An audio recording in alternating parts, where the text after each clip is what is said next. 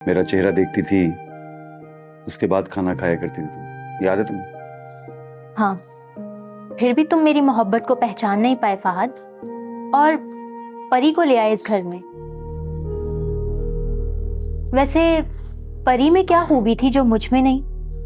बाज़ औक़ात इंसान को घर में रखी कीमती चीजें बेमायने नजर आती। उनकी कीमत का अंदाजा तब होता है जब इंसान कम कीमत की चीजें घर लेकर आता है, फिर जल्दी उन पे से चमकदार रंग उतरने लगता है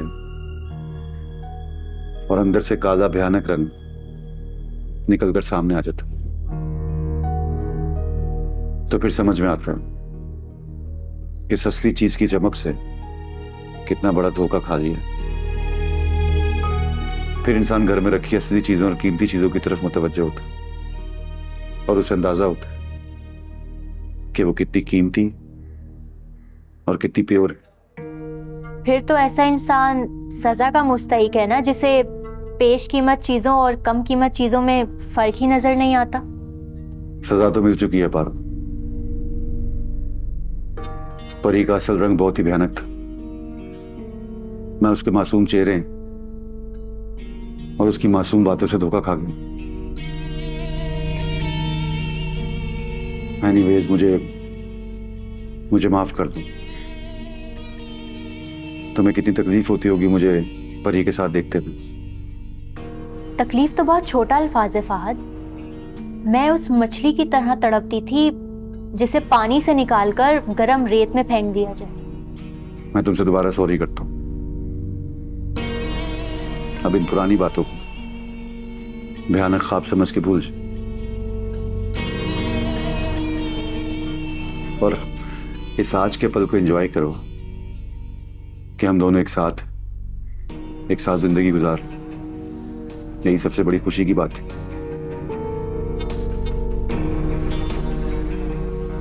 चाय पीनी है? हाँ, क्यों नहीं, पिला दो। परी, परी, परी। जी। जरा 2 कप चाय तो बनाकर लाओ अच्छी सी। और सुनो, चीनी जरा ना नॉर्मल ही रखना। जी ठीक है। अच्छा सुनो, वो एक गिलास पानी भी ले आना।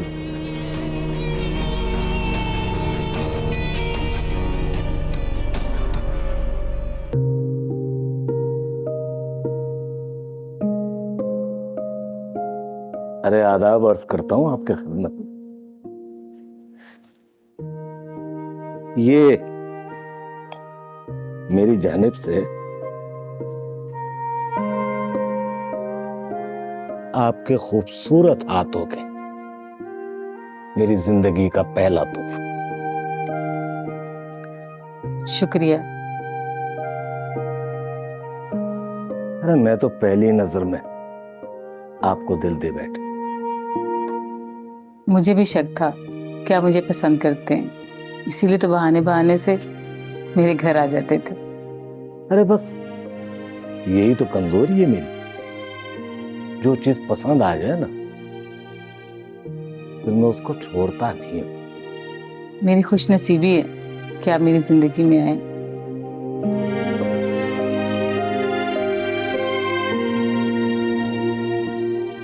अच्छा, आपको भूख लगी होगी।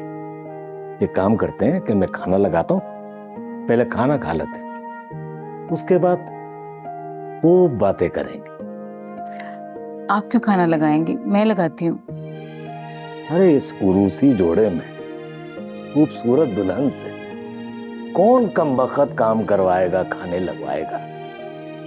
आज ये काम हमें करने दीजिए, फिर सारी जिंदगी तो आप ही के पकाए हुए मजेदार और लजीज खाने टेबल सजाएंगी और हम खाएंगे। मैं हाजिर होता हूं।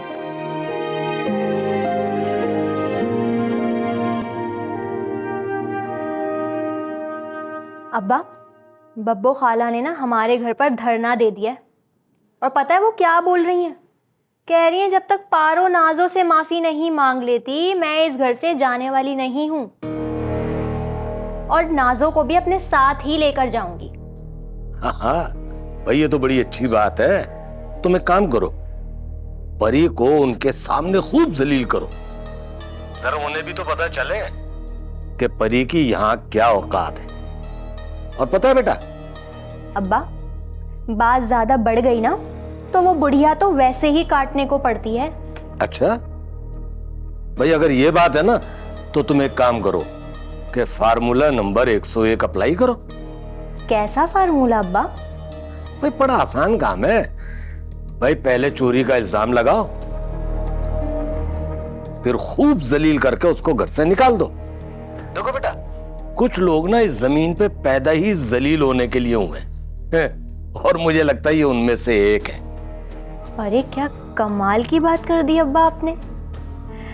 मैं ऐसा करती हूँ कि परी को बब्बो खाला और नाजो के सामने जलील करती हूँ, और फिर बब्बो खाला और नाजो को परी के सामने जलील कर दूंगी। सुकून दिल का सबब मिल गया है। अच्छा, ये बातें तो होती रहेंगी अब्बा, ये बताएं कि आपकी कैसी गुजर रही है साजदा आंटी के साथ? अरे बेटा, बात यह है कि साजदा बड़ी खिदमत गुजार है, बहुत खिदमत करती है मेरी। बल्कि मैं तो कहूंगा कि तुम्हारी माँ से ज्यादा मेरी खिदमत करती है ये। देखें अब्बा, साजदा आंटी को ना आप मेरी माँ के ऊपर फौकियत तो हरगिज मत दें। भाई मेरी माँ ने आपको इतनी प्यारी बेटी जो दी है। पारो बेटा, एक बात मत भूलना, तुम्हारी माँ के नाम कोई भी घर नहीं था। अरे अब्बा आहिस्ता बोलें, अगर साजदा आंटी ने सुन लिया ना तो और होशियार हो जाएंगी। अरे नहीं नहीं, वो साजदा आंटी घर पे नहीं है, सौदा सर्फ लेने के लिए बाहर गई है। क्या आपने नई नवेली दुल्हन को बाजार भेज दिया? अरे वाह अब्बा, आप तो बहुत तेज हैं। अरे बेटा, अगर दूसरी शादी के बाद आराम और सुकून न मिले तो फायदा दूसरी शादी करने का। अच्छा ऐसा है कि मैं कल आता हूं तुम्हारे पास, ठीक है? और जो मैंने कहा है ना बेटा, उस पर अमल करो। ठीक है अब्बा, अपना ख्याल रखिएगा। खुदा हाफिज। अल्लाह हाफिज।